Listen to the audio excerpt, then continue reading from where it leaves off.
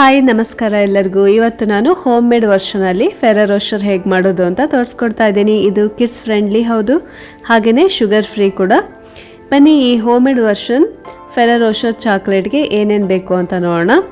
ಇಲ್ಲಿ ನಾನು 1 ಕಪ್ಪು ಹೇಸಲ್ನಟ್ ತೊಗೊಂಡಿದ್ದೀನಿ, ಹಾಗೆಯೇ 1 ಕಪ್ ಖರ್ಜೂರವನ್ನು ತೊಗೊಂಡಿದ್ದೀನಿ.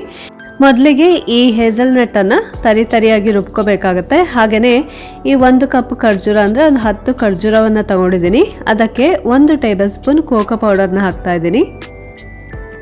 ಹಾಗೆ ಇವೆರಡನ್ನೂ ಕೂಡ ಚೆನ್ನಾಗಿ ಪೇಸ್ಟ್ ಮಾಡ್ಕೊಳ್ಳೋಣ. ನೀರನ್ನು ಹಾಕೋದು ಬೇಡ, ಹಾಗೆ ಗ್ರೈಂಡ್ ಮಾಡ್ಕೊಳ್ಳೋಣ. ನೋಡಿ, ಇಲ್ಲಿ ಪೇಸ್ಟ್ ರೆಡಿಯಾಗಿದೆ.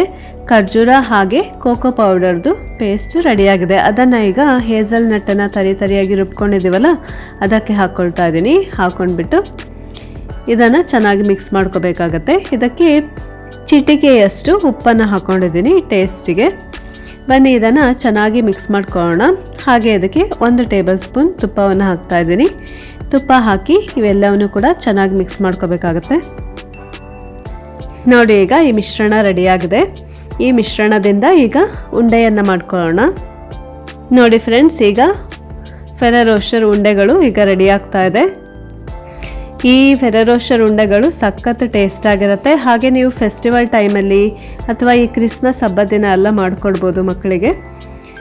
ಹಾಗೆಯೇ ಫ್ರೆಂಡ್ಸ್, ಈ ಒಂದು ಚಾಕ್ಲೇಟ್ಗೆ ಕೋಟ್ ಮಾಡಲಿಕ್ಕೆ ನಾನಿಲ್ಲಿ ಚಾಕೋ ಚಿಪ್ಸನ್ನು ತೊಗೊಂಡಿದ್ದೀನಿ. ಅರ್ಧ ಕಪ್ ಚಾಕೋ ಚಿಪ್ಸ್ಗೆ 2 ಟೇಬಲ್ ಸ್ಪೂನ್ ಹಾಲನ್ನು ಹಾಕಿಬಿಟ್ಟು ಇದನ್ನು ಡಬಲ್ ಬಾಯ್ಲರ್ ಮೆಥಡ್ ಅಥವಾ ಮೈಕ್ರೋವೇವಲ್ಲಿ ಮೆಲ್ಟ್ ಮಾಡ್ಕೋಬೋದು, ಕರಗಿಸ್ಕೋಬೋದು ಈ ಚಾಕ್ಲೇಟನ್ನು. ನಾನು ಮೈಕ್ರೋವೇವಲ್ಲಿ ಬಿಸಿ ಮಾಡಿಕೊಂಡು ಚಾಕ್ಲೇಟನ್ನು ಈ ಥರ ಕರಗಿಸ್ಕೊಂಡಿದ್ದೀನಿ. ನೋಡಿ, ಚೆನ್ನಾಗಿ ಈ ಥರ ಮಿಕ್ಸ್ ಮಾಡ್ಕೋಬೇಕಾಗತ್ತೆ.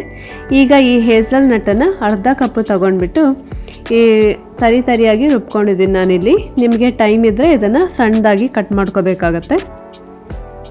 ಆಯಿತಾ ಫ್ರೆಂಡ್ಸ್, ಈ ಕಟ್ ಮಾಡಿರ್ತಕ್ಕಂಥ ಅಥವಾ ಈ ತರಿಯಾಗಿ ರುಬ್ಕೊಂಡಲ್ಲ ಈಗ ತಾನೇ ಅದನ್ನು ಚಾಕ್ಲೇಟಲ್ಲಿ ಮಿಕ್ಸ್ ಮಾಡ್ಕೊಂಡಿದ್ದೀನಿ. ಈ ಮಾಡಿಟ್ಕೊಂಡಿರ್ತಕ್ಕಂಥ ಉಂಡೆಗಳನ್ನ ಈ ಚಾಕ್ಲೇಟ್ ಮಿಶ್ರಣದಲ್ಲಿ ಈ ಥರ ಡಿಪ್ ಮಾಡಬೇಕಾಗತ್ತೆ.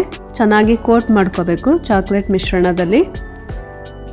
ಚಾಕ್ಲೇಟ್ ಹಾಗೆ ಹೇಸಲ್ನಟ್ ಪುಡಿಯ ಒಂದು ಮಿಶ್ರಣದಲ್ಲಿ ಚೆನ್ನಾಗಿ ಈ ಥರ ಉಂಡೆಗಳನ್ನ ಕೋಟ್ ಮಾಡ್ಕೊಳ್ಳೋಣ.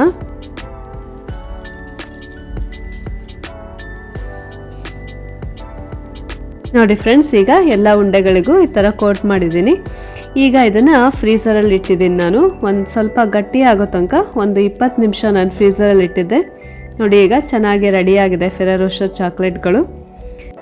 Okay friends, kids friendly, sugar free ಹಾಗೆ ಈ home made version Ferrero Rocher ಚಾಕ್ಲೇಟನ್ನು ನೀವು ಕೂಡ ಮನೆಯಲ್ಲಿ ಖಂಡಿತ ಟ್ರೈ ಮಾಡ್ತೀರಾ ಅಂದ್ಕೊಂಡಿದ್ದೀನಿ.